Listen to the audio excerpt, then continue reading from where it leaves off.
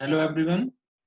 Optics के first video में जैसा हमने देखा था कि रिफ्लेक्शन के लॉ क्या है और रिफ्लेक्शन में डेविएशन क्या होता है। तो अभी हम इस वीडियो में कुछ प्रॉब्लम्स करेंगे और इमेज फॉर्मेशन देखेंगे कि ऑब्जेक्ट से इमेज कैसे बनेगी। तो पहले तो कुछ बेसिक प्रॉब्लम करते हैं।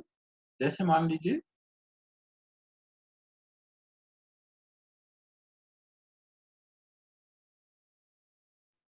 सपोज इधर y एक्सिस लिया हुआ है, इधर x एक्सिस लिया हुआ है, कोई रे ऐसे आ रही है और x एक्सिस के लॉन्ग मिरर रखा हुआ है और रिफ्लेक्ट होकर के वो कुछ ऐसे जा रही है। सपोज इस पॉइंट का कोऑर्डिनेट कुछ 0,2 है, 0,2 है और ये जहां से पास हो रही है, सपोज इस पॉइंट का कोऑर्डिनेट कुछ 4,10 है। रिफ्लेक्टेड रे पे हमने एक पॉइंट ले लिया 4,10।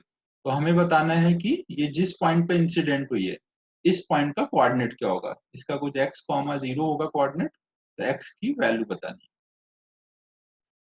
है। ये एकदम सिंपल सा रिफ्लेक्शन का क्वेश्चन है। इसमें देखिए हम ऐसे सोच सकते हैं कि आप पहले खुद ट्राई कर लीजिएगा पॉज करके, फिर आगे सॉल्व कर सोल्यूशन देख लीजिए। यहाँ पर ये नॉर्मल हो जाएगा। अगर हम यहाँ पे एक ऐसे नॉर्मल पे परपेंडिकुलर ड्रॉ करें और यहाँ से एक परपेंडिकुलर ड्रॉ करें, तो ये 90 है, ये 90 है, ये एंगल ऑफ इंसिडेंस है, ये भी एंगल ऑफ इंसिडेंस के इक्वल होगा। दो एंगल सेम है तो तीसरा भी सेम होगा, मतलब ये दोनों सिमिलर ट्रायंगल है। अगर सिमिलर ट्रायंगल है तो हम बोल सकते हैं कि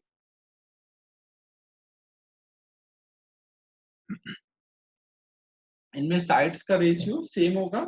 तो साइड्स का रेशियो अगर हम देखें तो क्या क्या हो जाएगा।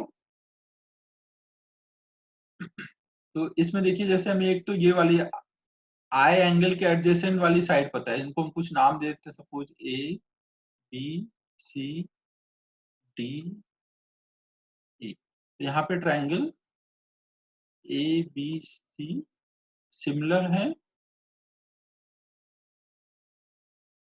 तो अगर triangle A B C similar है ट्रायंगल बी ई डी के, ये ट्रायंगल बी ई डी के, तो हम लोग बोल सकते हैं कि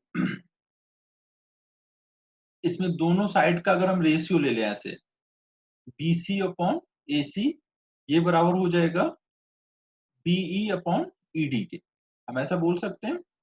तो ये क्या क्या हो जाएगा,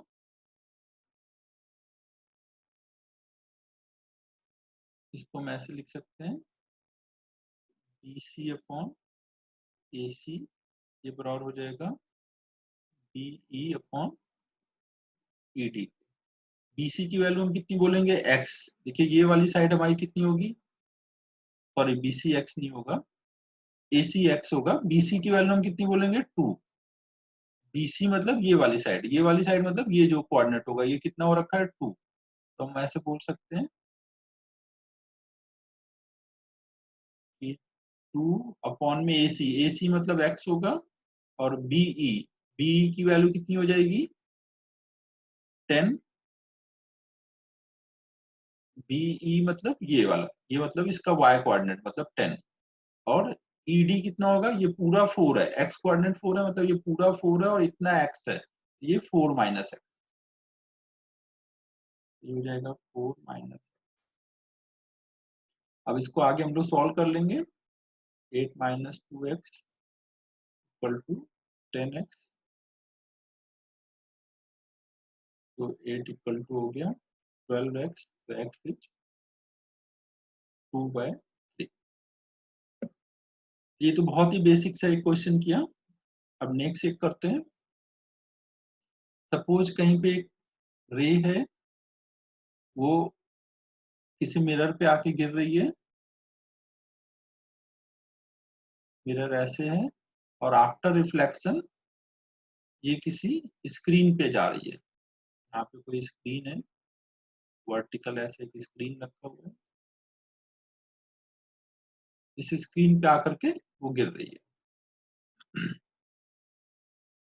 ये जो रे है ये अगर हॉरिजॉन्टल के साथ अभी 30 डिग्री एंगल पर है।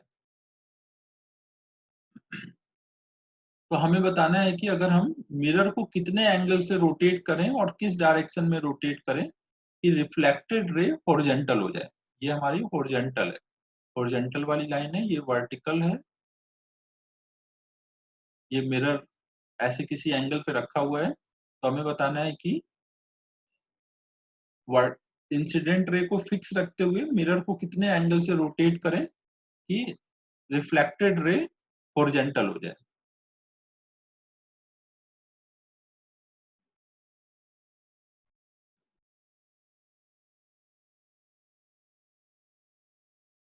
If incident ray is fixed,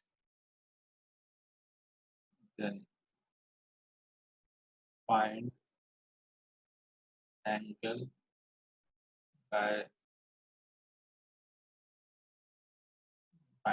by which it should be rotated so that reflected ray will be horizontal। ये horizontal लिखा है ना शॉर्ट में। तो हमें दिख रहा है कि हॉरिजॉन्टल करने के लिए रिफ्लेक्टेड रे को कितना एंगल से जाना पड़ेगा, 30 डिग्री। और किधर को जाना पड़ेगा, एंटी क्लॉकवाइज। Anti clockwise. तो हम जो हमने लास्ट वीडियो में देखा था कि अगर हम मिरर को थीटा एंगल से रोटेट करेंगे तो 2 थीटा से सेम डायरेक्शन में रिफ्लेक्टेड रे जाएगी। तो हमें यहाँ पे चाहिए कि रिफ्लेक्टेड रे 30 डिग्री से रोटेट हो जाए एंटी क्लॉकवाइज। तो मिरर को हमें कितने एंगल से रोटेट करना पड़ेगा, 15 डिग्री से एंटी क्लॉकवाइज। तो यहाँ पे हमारा आंसर क्या होगा, 15 डिग्री एंटी क्लॉकवाइज। इतने एंगल से अगर हम रोटेट करेंगे तो रिफ्लेक्टेड रे हॉरिजॉन्टल हो जाएगी। ये तो डायरेक्ट हम लोगों ने जो कॉन्सेप्ट पढ़ा था वो अगर याद है तो हम डायरेक्ट ऐसे अप्लाई कर लें। एक और प्रॉब्लम करते हैं। सपोज दो मिरर हैं,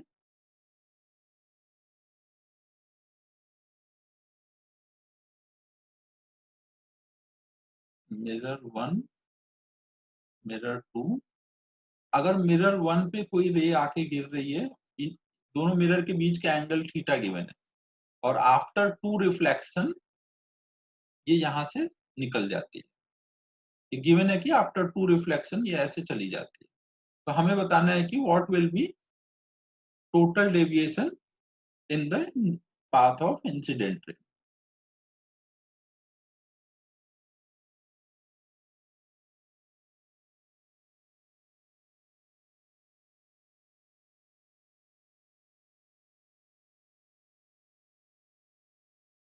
After 2 reflection, ray comes out, then find deviation in path of incident ray। तो हमें ये निकालना है।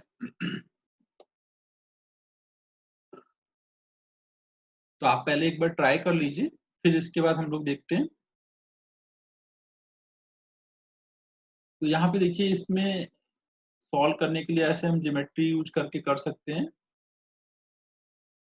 ये हमने ऐसे दो मिरर लिया हुआ है और इसमें ये कोई रे ऐसे आई है और आफ्टर 2 रिफ्लेक्शन ये कुछ ऐसे चली गई। देखिए ये हमारा ओरिजिनल पाथ था, पहले इधर को जा रही थी और फिर वो क्या हुआ, एक बार यहाँ पे डेविएट हुई, एक बार यहाँ डेविएट हुई, तो टोटल वो ऐसे डेविएट हो गई है। पहले इधर जा रही थी, अब इधर जा रही है। देखिए यहाँ पे एक बार ये एंटी क्लॉकवाइज ऐसे डेविएट हुई, फिर एक बार यहाँ एंटी क्लॉकवाइज डेविएट हुई, तो टोटल ये पूरा ये डेविएशन आ गया है। तो हम यहाँ पे बोल सकते हैं कि एक बार ये ऐसे डेविएट हुई डेल्टा 1, फिर दूसरी बार ये फिर से डेविएट हुई डेल्टा 2। तो इस वजह से टोटल ये पूरा कितना रोटेट हो गई, कुछ डेल्टा। तो डेल्टा इक्वल टू हो जाएगा डेल्टा 1 प्लस डेल्टा 2। अगर आप अपने पाथ पे कहीं जा रहे थे, आप ऐसे जा रहे थे, फिर आप 90 डिग्री से इधर को घूम गए, तो आपका एक डेविएशन हुआ। फिर आप 90 डिग्री से अपोजिट में इस डायरेक्शन में घूमे, तो ये दूसरा डेविएशन हुआ। तो अगर आप सबको साइन के साथ ऐड करते जाएंगे तो आपको नेट डेविएशन मिल जाएगा। अगर आपने एक को बोला क्लॉकवाइज, उसको प्लस में लिखा, तो एंटी क्लॉकवाइज को माइनस में लिखेंगे। अगर सारे एक ही डायरेक्शन में, तो सबको सेम साइन से लिखेंगे। यहाँ पे देखिए ये भी क्या है, एंटी क्लॉकवाइज, ये भी एंटी क्लॉकवाइज, और ये टोटल भी एंटी क्लॉकवाइज। तो इसलिए हमने दो एंटी क्लॉक डेविएशन ऐड किया, तो नेट डेविएशन मिल जाएगा। अब इसको सॉल्व करने के लिए हम क्या कर सकते हैं, हम देखिए ऐसे सोच सकते हैं, सपोज यहाँ पे अगर हमने एक नॉर्मल बनाया, यहाँ का एंगल ऑफ इंसिडेंस I1 है, और यहाँ पे नॉर्मल बनाया, यहाँ का एंगल ऑफ इंसिडेंस I2 है।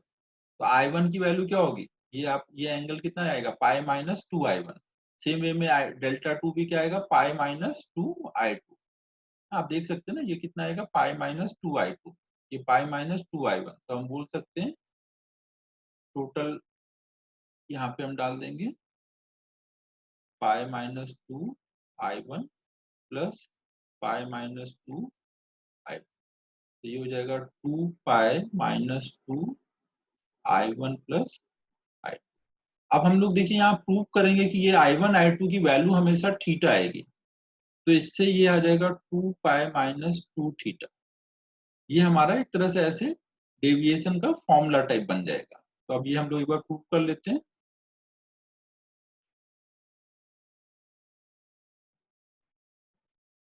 तो अब ये प्रूव करने के लिए देखिए हम ऐसे सोच सकते हैं,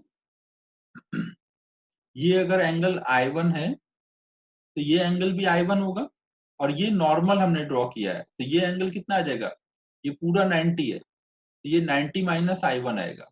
सेम वे में ये हमने नॉर्मल ड्रॉ किया, तो ये पूरा एंगल 90 है, इतना I2 है, तो ये कितना आ जाएगा, 90 माइनस I2। ये दोनों वैल्यू लिख देते हैं।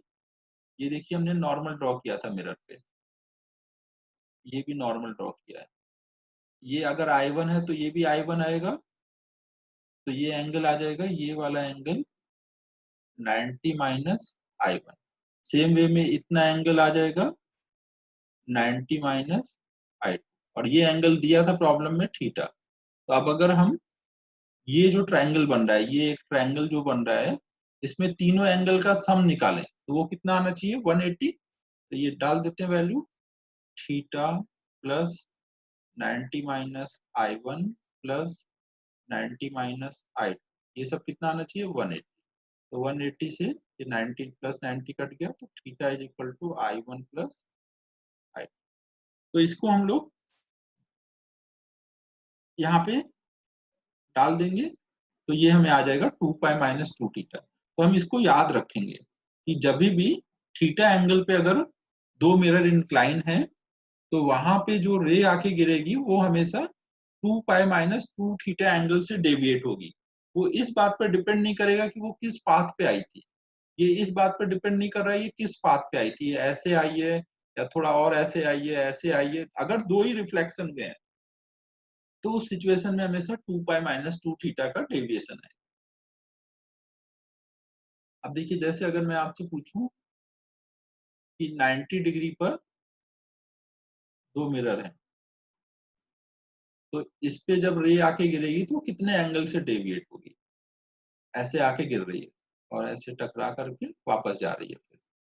तो जब 90 डिग्री पे है तो डेविएशन के लिए क्या करेंगे, 2 pi minus 2 theta.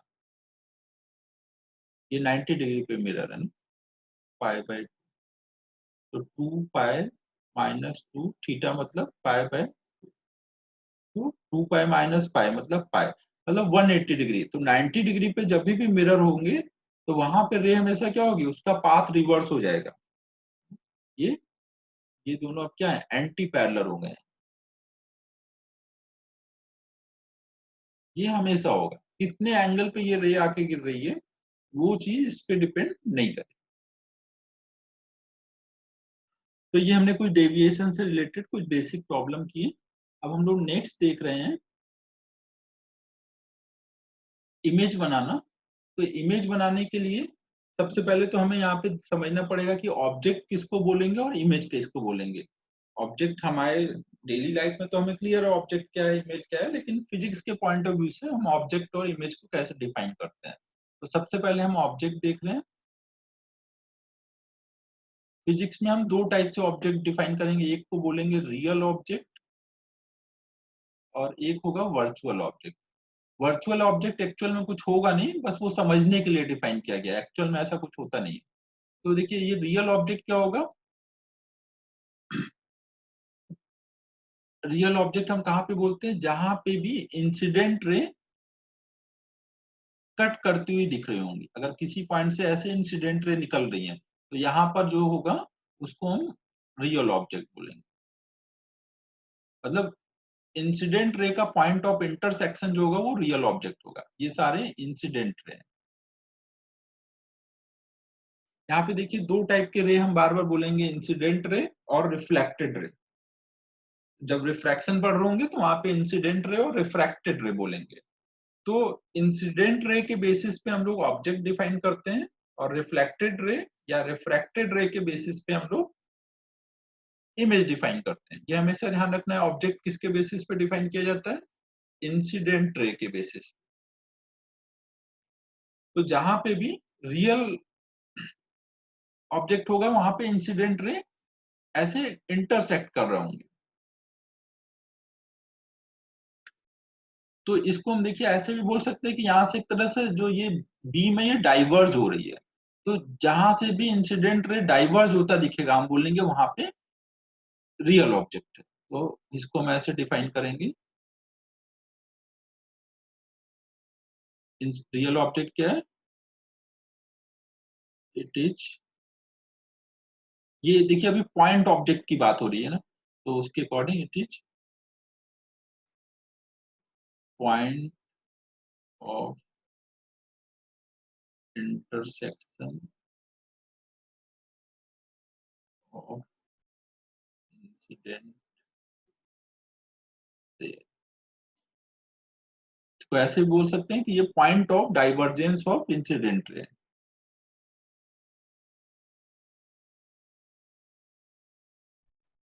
Point of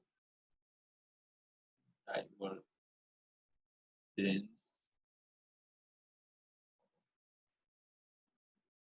incident रे। यहाँ पे देखिए ध्यान रखना है कि रियल ऑब्जेक्ट में इंटर इंसिडेंट रे सच में यहाँ पे इंटरसेक्ट होती होती ऐसी दिख रही है। फिर अगला जो हम डिफाइन करते हैं वर्चुअल ऑब्जेक्ट।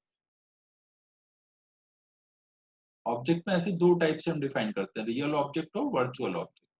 तो वर्चुअल ऑब्जेक्ट में क्या होगा, जो इंसिडेंट रे होगी, जैसे मान लीजिए कहीं पे ये इंसिडेंट रे आ रही है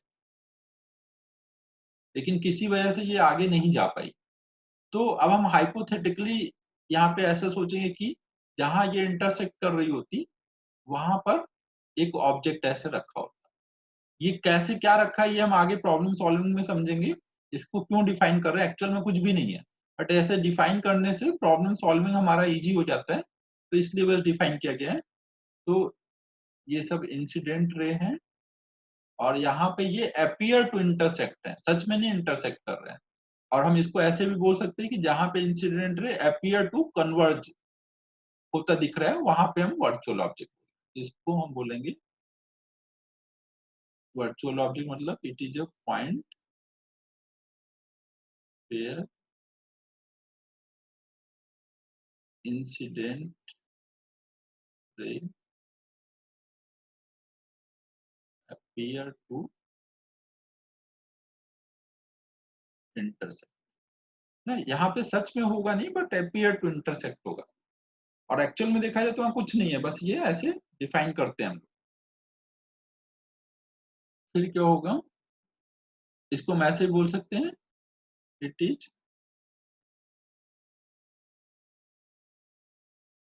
point where incident ray appear to converge। यहाँ पे कन्वर्ज होती दिख रही है बट हो नहीं पाएगी। तो ये तो हमने ऑब्जेक्ट के लिए डिफाइन किया। अब हमें पता है कि ऑब्जेक्ट हमेशा हम कैसे डिफाइन करते हैं, इंसिडेंट रे के टर्म में, और इमेज कैसे डिफाइन करते हैं, रिफ्लेक्टेड या फिर रिफ्रैक्टेड रे के टर्म में। तो ये पॉइंट मैं यहाँ पे लिख भी देता हूँ। Object is defined term of incident ray, और image is defined in terms of reflected. अगर रिफ्लेक्शन हो रहा है तो रिफ्लेक्टेड रे के टर्म में, और रिफ्रैक्शन हो रहा है तो रिफ्रैक्टेड रे के टर्म में।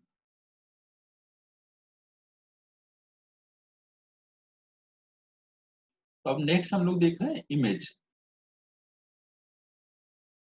इमेज में भी दो इमेज होंगे, एक होगा रियल इमेज और एक होगा वर्चुअल इमेज। रियल इमेज हम किसको बोलेंगे, जिस पॉइंट पे रिफ्लेक्टेड रे या फिर रिफ्रैक्टेड रे सच में कट करेगी, वहां पे हम बोलेंगे रियल इमेज। पॉइंट रिफ्लेक्टेड, ये सब चीजें अभी देखिए नोट कर लीजिए। आगे जब हम सॉल्व करने करेंगे, सिचुएशन देखेंगे, तो आपको चीजें क्लियर होती जाएंगी।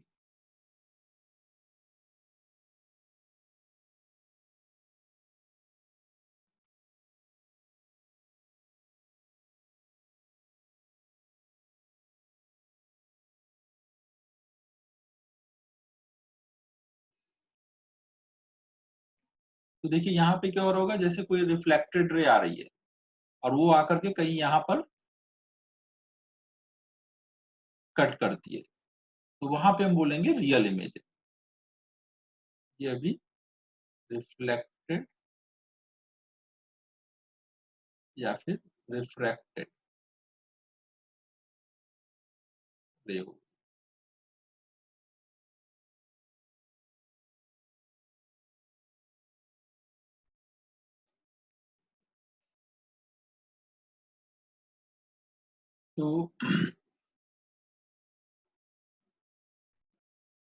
तो इसका मतलब हम ऐसे भी बोल सकते हैं कि जहां पे रिफ्लेक्टेड या रिफ्रैक्टेड रे कन्वर्ज हो रही है, वहां पे रियल इमेज होगा। तो it is point of convergence of reflected या फिर रिफ्रैक्टेड रेज है, जहां पे ये रेज कन्वर्ज हो रहे हैं वो। तो देखिए ये जो भी रियल इमेज होंगे, ये हमेशा स्क्रीन पे फॉर्म कर सकते हैं आप। जैसे आप मूवी वगैरह देखने जाते हैं, तो हॉल में कोई भी वहाँ एक्चुअल में थोड़ी है हीरो हीरोइन या जो भी एक्टर्स है वहां पर, सभी के क्या इमेज दिख रहे हैं और वो सब स्क्रीन पे फॉर्म होते हैं, तो वो सारे रियल इमेज होते हैं। तो हम ये भी इसमें ध्यान रखेंगे कि रियल इमेज जो होते हैं वो स्क्रीन पे फॉर्म किए जा सकते हैं। It can be form on screen. और जब भी रियल इमेज बनते हैं तो वो हमेशा इन्वर्टेड बनते हैं। तो अब आप सोचेंगे कि फिर मूवी में कैसे सीधा दिखते हैं, वहां पे अलग कुछ और भी अरेंजमेंट रहता है, लेकिन जो रियल इमेज होते हैं वो इन्वर्टेड बनेंगे, फिर कुछ हम और उसमें लगा करके अरेंजमेंट उसको सीधा करेंगे। तो ये हमेशा ध्यान रखना है कि जब भी ऑप्टिक्स में कोई भी जगह पर किसी ऑब्जेक्ट का रियल इमेज बना होगा तो वो हमेशा उल्टा ही होगा। It will always be inverted. ये सब तो रियल इमेज के बारे में हो गया। अब नेक्स्ट होगा वर्चुअल इमेज। वर्चुअल इमेज जैसे आप मिरर में अपने को आपको देख रहे हैं, तो वो जो इमेज है वो वर्चुअल इमेज है। वहां पे क्या होता है, जो रिफ्लेक्टेड रे होंगे वो अपीयर टू इंटरसेक्ट होंगे, सच में कट नहीं करेंगे। रिफ्लेक्टेड या फिर रिफ्रैक्टेड जो रे होंगे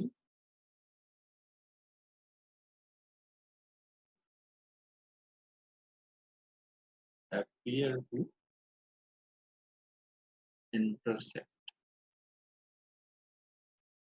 जैसे मान लीजिए कहीं पर ऐसे रिफ्लेक्टेड रेज आ रहे हैं, तो वो ऐसे वहां से आते दिखेंगे, बट सच में वो कहीं और से आ रहे होंगे, जैसे ये मिरर से टकरा करके बीच से रे ऐसे आ रहे हैं, तो ये रिफ्लेक्टेड,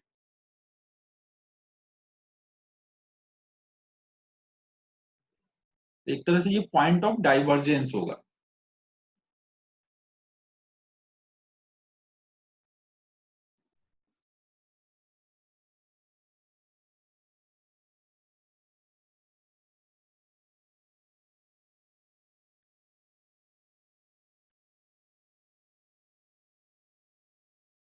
चलिए,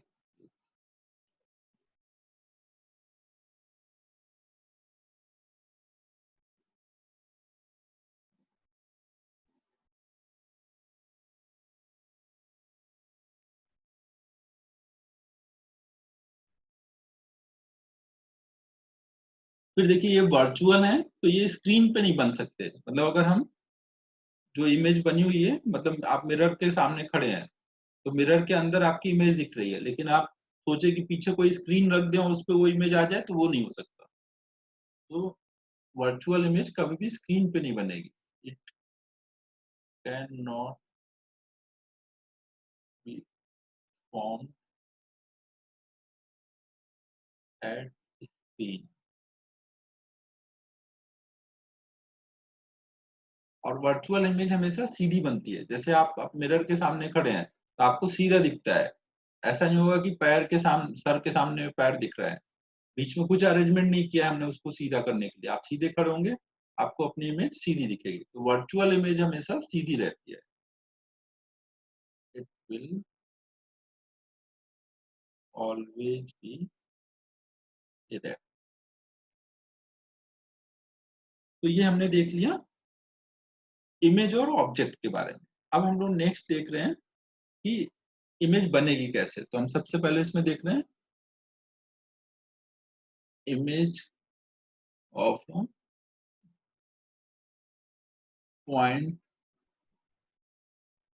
ऑब्जेक्ट। हम अभी प्लेन मिरर, देखिए यहाँ पे जो रिफ्लेक्शन होगा, रिफ्लेक्शन में हमें क्या क्या पढ़ना है,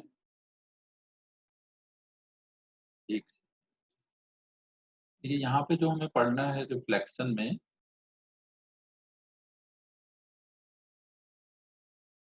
रिफ्लेक्शन में हमें एक तो प्लेन मिरर देखना है, प्लेन मिरर से कैसे इमेज फॉर्म होती है, और दूसरा देखना है कर्व्ड मिरर,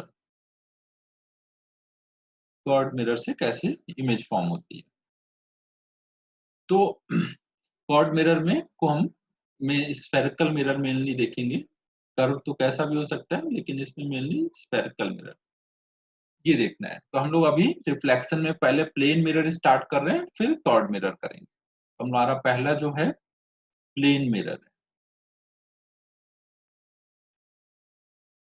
तो प्लेन मिरर में हम इमेज फॉर्म करना देखेंगे, उसमें सबसे पहले पॉइंट ऑब्जेक्ट का इमेज और फिर एक्सटेंडेड ऑब्जेक्ट का इमेज। तो हम जो सबसे पहले देख रहे हैं इमेज ऑफ पॉइंट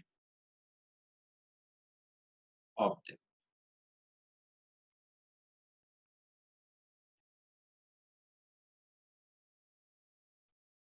अब देखिए एक पॉइंट ऑब्जेक्ट की इमेज कैसे बनेगी, जैसे मान लीजिए यहाँ पे कोई ऑब्जेक्ट है और इधर सामने कोई ऐसे मिरर रखा हुआ है। हमेशा ध्यान रखिए कि जो मिरर होगा उसका ये वाला साइड सिल्वरिंग होगा, एक साइड से रे रिफ्लेक्ट हो सकती है, तो ऑब्जेक्ट हमेशा उसके जिधर से रिफ्लेक्ट हो सकती है उधर रखना पड़ेगा, पीछे रखने से तो कोई फायदा ही नहीं होगा। तो हमने ऐसे रख दिया, तो अभी क्या हो रहा होगा, ये ऑब्जेक्ट जो है इस पे जब लाइट आगे गिरती है सराउंडिंग से, तो वो लाइट रिफ्लेक्ट होके ऑल डायरेक्शन में जा रही है। इस टाइम पे इस ऑब्जेक्ट से ऑल डायरेक्शन में लाइट निकल के जा रही है।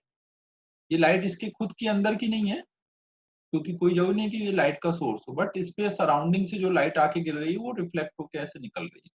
तो इसी लाइट को हम बोलेंगे ये जो रेज हैं ये इंसिडेंट रे हैं, जो ऑब्जेक्ट से निकल रही है।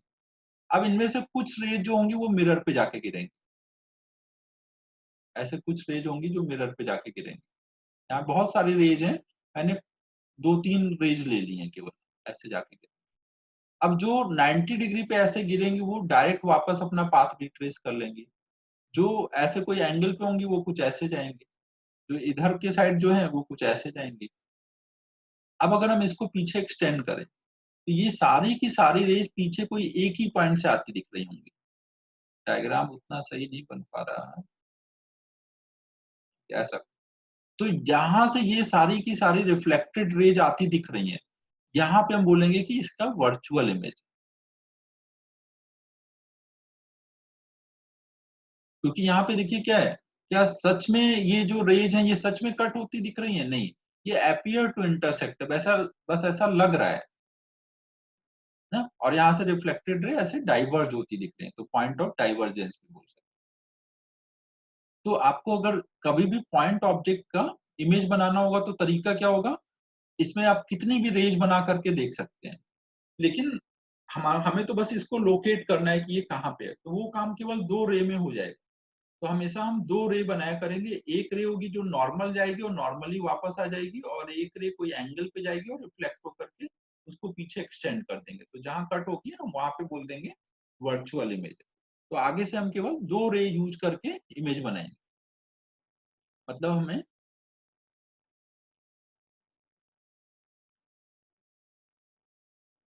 अगर हमें कोई भी, ऐसे मान लीजिए मिरर है, इसके सामने यहाँ पे कोई ऑब्जेक्ट रखा है, तो हमें इसकी इमेज बनानी है, तो हम क्या करेंगे, एक तो ऐसे परपेंडिकुलर लाइन ड्रॉ करेंगे। ये परपेंडिकुलर वाली रे ऐसे जाएगी और वापस फिर रिफ्लेक्ट हो जाएगी, और एक कोई एंगल पे लेके आएंगे, और ये वाली कुछ ऐसे चली जाएगी, और इन सबको पीछे एक्सटेंड कर देंगे।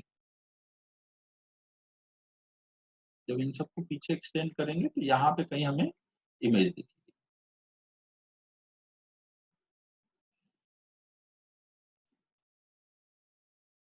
अब ये जो इमेज बन रहे हैं, इनकी देखिए क्या क्या प्रॉपर्टीज होंगी, ये हम लोग देखते हैं। एक चीज देखिए, ये ध्यान रखिए कि ये जो परपेंडिकुलर वाली लाइन है, ये जो परपेंडिकुलर वाली लाइन है उसी लाइन पे पीछे एक्सटेंड करने पर हमें इमेज मिलेगी। मतलब अगर हम ऑब्जेक्ट और इमेज को मिलाएं तो उनको जो ज्वाइन करने वाली लाइन होगी वो हमेशा मिरर पे 90 डिग्री पे रहेगी। ये कॉन्सेप्ट आपको हमेशा ध्यान रखना है कि लाइन ज्वाइनिंग, यहाँ पे ये पॉइंट ध्यान रखेंगे, line joining object and image will always be perpendicular. तो अब ऐसे ही सेम कॉन्सेप्ट यूज करके हम एक्सटेंडेड ऑब्जेक्ट की इमेज बना लेते हैं, फिर सबकी प्रॉपर्टीज एक जगह नोट कर लेंगे। तो अब हम लोग नेक्स्ट देख रहे हैं second case, image of extended object. अभी हमने पॉइंट ऑब्जेक्ट का बनाया, अब हम लोग एक्सटेंडेड ऑब्जेक्ट का बना रहे हैं। तो सपोज हमारे पास मान लीजिए कोई एक ऐसा ऑब्जेक्ट है, और ये एक हमने सामने मिरर रखा, ये प्लेन मिरर है, थोड़ा डायग्राम कर्व हो गया। ये कोई ए बी ऑब्जेक्ट है। तो ये जो ऑब्जेक्ट है इसको हम बोल सकते हैं ये collection of large number of point objects है, बहुत सारे पॉइंट का कलेक्शन है। तो हमें पॉइंट का तो इमेज बनाना आता है, तो हम उसको देखते हुए ये बना देंगे। तो अगर हम पॉइंट का बनाएंगे तो एक ही इमेज ऐसे इसके परपेंडिकुलर लाइन ड्रॉ करेंगे, केवल एक ही इमेज आप बना दीजिए। उसको मान लीजिए ए डैश बोला, तो उसके लिए 2 रे लेके आइए, एक सीधी परपेंडिकुलर और एक कोई एंगल पर। तो आप ए बना लेंगे, एक सीधी रे लेके आइए और एक कोई एंगल पे, तो ए डैश आ जाएगा।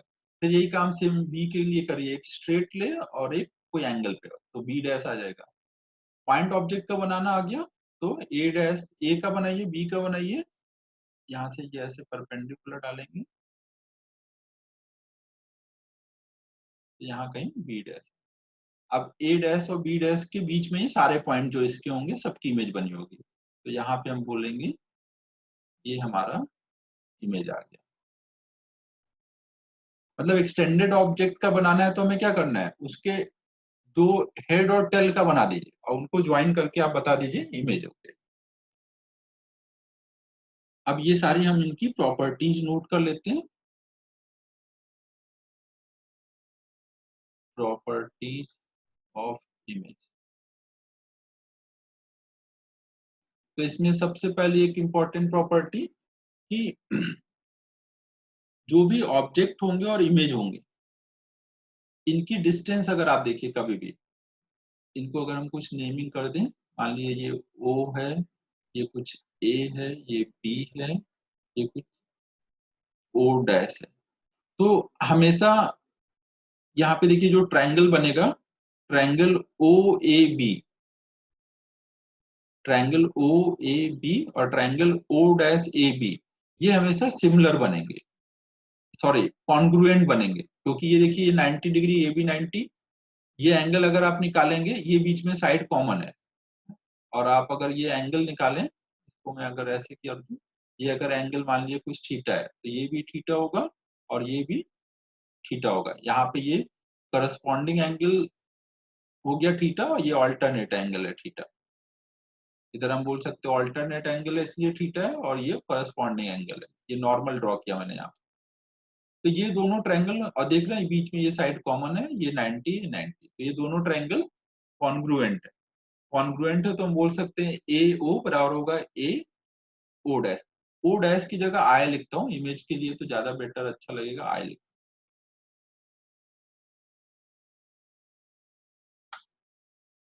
तो ये जो होगा आई, तो हम लोग बोल सकते हैं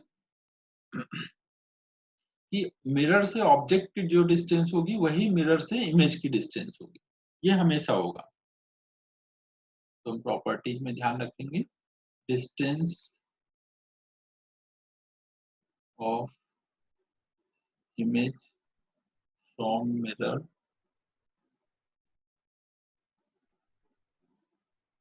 will always be equal to distance of object from mirror। फिर दूसरा पॉइंट देखिए, अभी हमने जो रियल ऑब्जेक्ट रखा था, रियल ऑब्जेक्ट जब भी आप रखेंगे तो वहां पे इमेज हमेशा वर्चुअल बनेगी,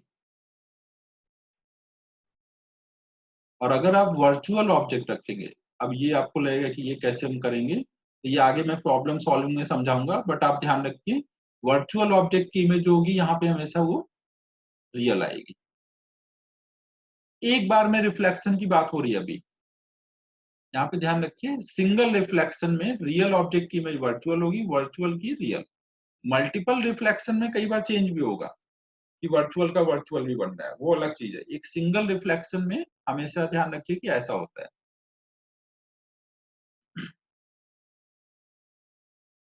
सेकंड वाले पार्ट का जैसे मैं थोड़ा सा समझा दूं, मान लीजिए कि कहीं पर ये मिरर है और रेज ऐसे इस डायरेक्शन में आ रही है कन्वर्ज होने के लिए, ये कहीं यहाँ पर कन्वर्ज होती, तो यहाँ हो नहीं पाई, कन्वर्ज होते, ये सब इंसिडेंट रहे।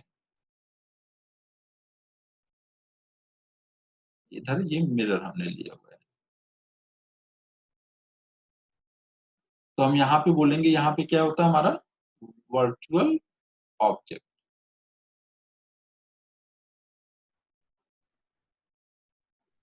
और हुआ क्या, ये सब रे आफ्टर रिफ्लेक्शन कहीं यहाँ पे मान लीजिए आके मिल गई, तो यहाँ पे जो होगा, यहाँ पे हम बोलेंगे ये रियल इमेज है। तो हमेशा आपको ध्यान रखना है कि जब भी ऑब्जेक्ट रियल होगा तो उसकी इमेज वर्चुअल होगी, और वर्चुअल ऑब्जेक्ट होगा तो रियल होगा। अब यहाँ पे एक चीज और मैं समझा दूं कि जब भी रियल का वर्चुअल होगा या वर्चुअल का रियल होगा, वहां पे हमेशा इरेक्ट इमेज बनेगी। अगर रियल का रियल हुआ या वर्चुअल का वर्चुअल हुआ तो वो हमेशा इन्वर्टेड होता है। ये सब कुछ बेसिक पॉइंट है जो आगे जब हम प्रॉब्लम सॉल्व करेंगे तो आपको याद होगा, बट आपको यहाँ मैं लिख के देता हूँ, रियल का वर्चुअल या फिर वर्चुअल का रियल, अगर टाइप चेंज हुआ तो हमेशा इरेक्ट इमेज होगी होगी।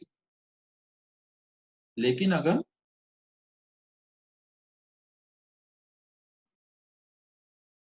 रियल का रियल हुआ, रियल ऑब्जेक्ट की रियल इमेज, या फिर वर्चुअल ऑब्जेक्ट का वर्चुअल हुआ, तो वो हमेशा इन्वर्टेड होता है। ये हम जब आगे केसेस देखेंगे तो मैं वहां पे बताता जाऊंगा कि देखिए ये हमने बोला था, वो चीज हो रही है। इधर मैं क्या बोल रहा हूँ, ये रियल ऑब्जेक्ट की बात हो रही है, इधर ऑब्जेक्ट लिख रहा हूँ, इधर इमेज। तो ये इधर ऑब्जेक्ट है,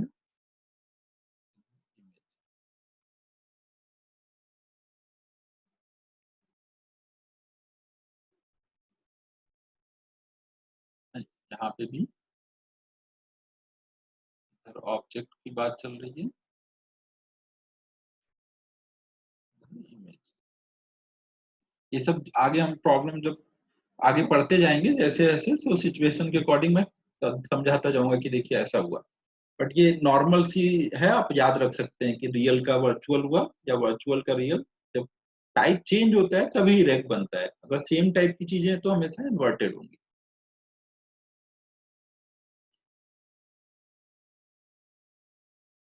तो अब देखिए नेक्स्ट हम लोग देख रहे हैं प्रॉपर्टी साइज के बारे में।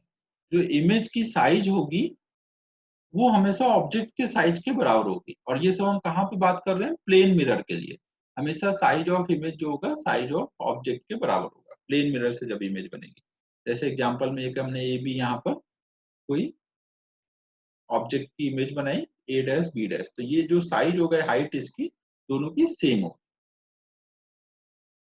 फिर देखिए यहाँ पे एक चीज ये होता है कि जो थर्ड प्रॉपर्टी हम लोग देखने जा रहे हैं,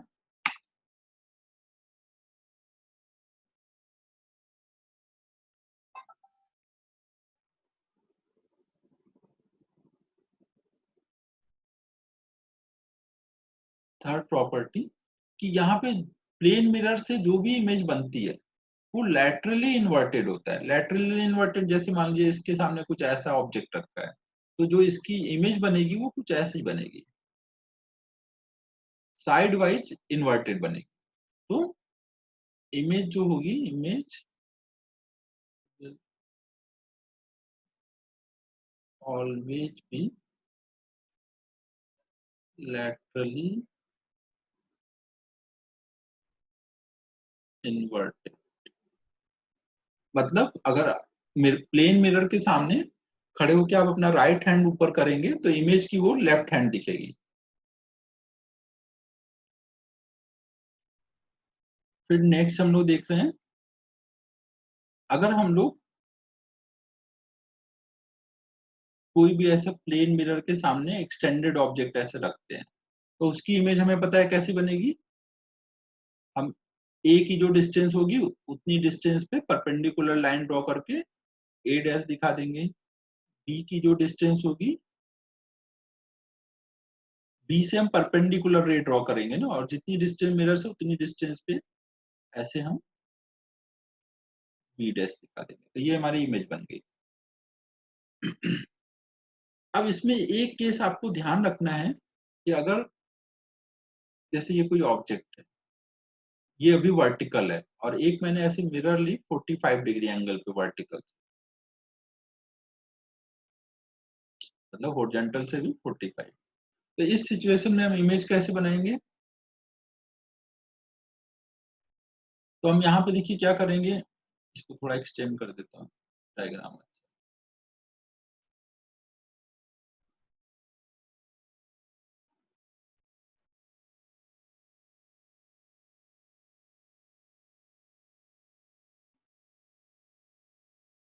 ये हमने ऐसे मिरर ले लिया,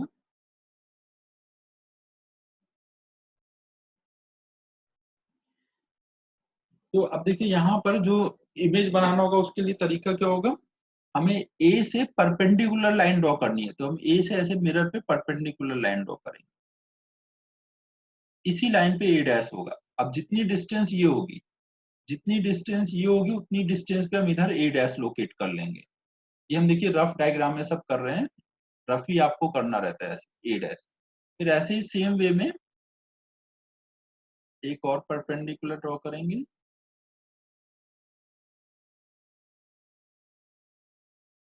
तो ऐसा कुछ आ जाएगा बी डैश। इन दोनों को मिला देंगे तो हमारा ये इमेज बन जाएगा। तो आप देखेंगे हमेशा, तो थोड़ा और अच्छा diagram,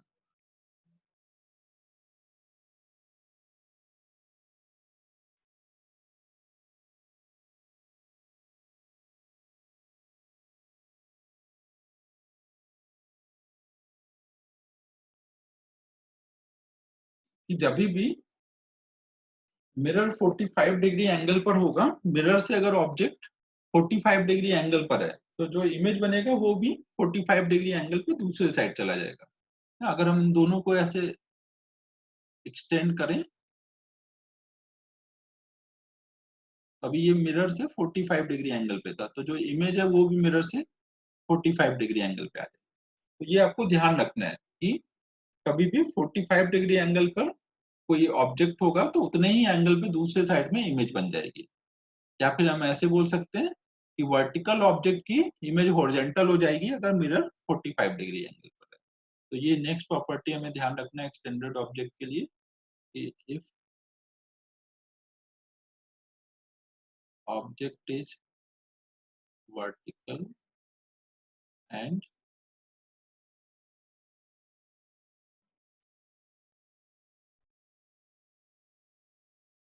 and mirror is at angle 45 with vertical, then its image will be horizontal। कोई एक केस मैंने लिख दिया यहाँ पे, बट आपको बेसिक क्या ध्यान रखना है कि अगर ऑब्जेक्ट मिरर से 45 डिग्री एंगल पर है तो इमेज भी उससे 45 पे दूसरे साइड में बनेगी। ये इस डायरेक्शन में 45 है तो इधर को अपोजिट में 45 डिग्री एंगल पे ऐसे इमेज आ जाएगी। और साइज वगैरह सब कुछ सेम होगा ना, साइज चेंज नहीं करेगा कभी भी। फिर नेक्स्ट प्रॉपर्टी देख रहे हैं, कितनी प्रॉपर्टी हो गई, फोर्थ हो गई। फिफ्थ देख रहे हैं हम लोग,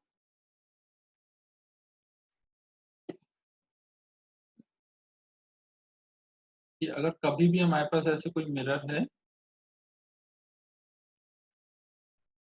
और कोई ऑब्जेक्ट उसके परपेंडिकुलर डायरेक्शन में ऐसे चलता है, मान लीजिए अगर वो v स्पीड से चल रहा है, तो जो इसकी इमेज बनेगी वो भी मिरर के परपेंडिकुलर ऐसे अपोजिट में v स्पीड से चलती दिखेगी।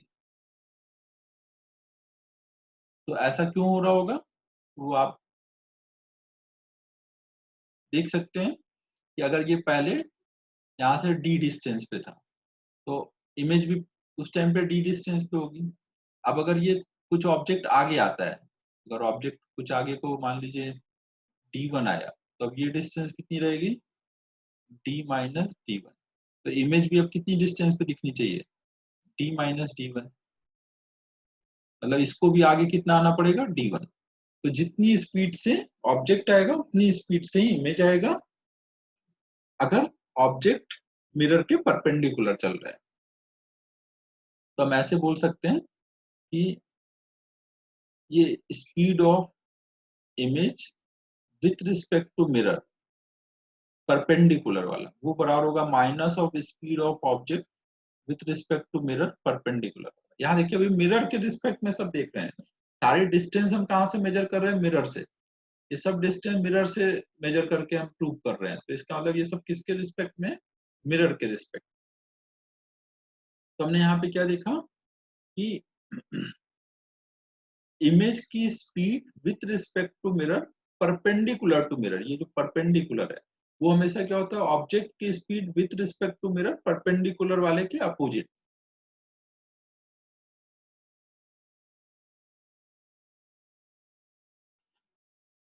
फिर अगर ऑब्जेक्ट मिरर के पैरेलल चले, अगर ये मिरर है और यहाँ पे कोई ऑब्जेक्ट है, अब अगर वो मिरर के पैरेलल ऐसे चलता है, यहाँ पे देखिए जो ऑब्जेक्ट की स्पीड थी वो मिरर के परपेंडिकुलर थी, अभी जो उसकी स्पीड है वो मिरर के पैरेलल है।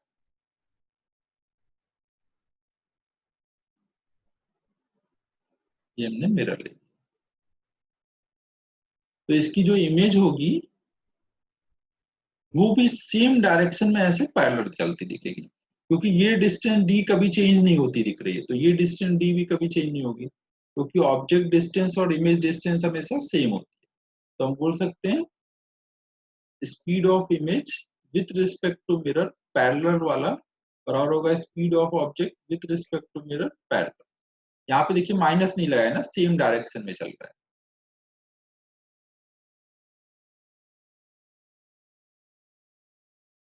तो इन दोनों को कंबाइन करके हम ऐसे सोच सकते हैं कि अगर मान लीजिए कहीं पर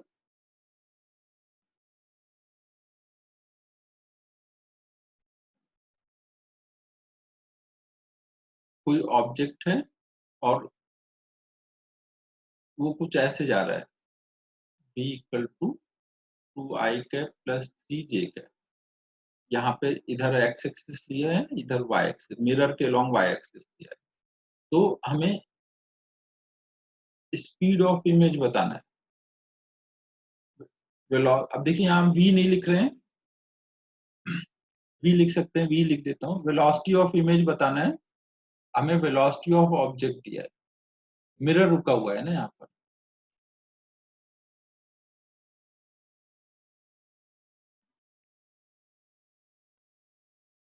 तो हम लोग देखिए यहाँ पे कैसे सोचेंगे, हम इसको रिजॉल्व कर लेंगे। 2 मतलब एक्स एक्सिस के लॉन्ग और 3 मतलब वाई एक्सिस के लॉन्ग। तो यहाँ पे जो इमेज बनेगी, यहाँ पे जो 2 है ये तो मिरर के परपेंडिकुलर है, तो ये उसके अपोजिट में 2 ऐसे आ जाएगा और पैरेलल वाला एज इट इज रहेगा। तो हम इसको क्या बोलेंगे, ये इस डायरेक्शन में 2 और इस डायरेक्शन में 3। तो हम इसको वेक्टर फॉर्म में कैसे लिखेंगे, -2 आई कैप प्लस 3 j।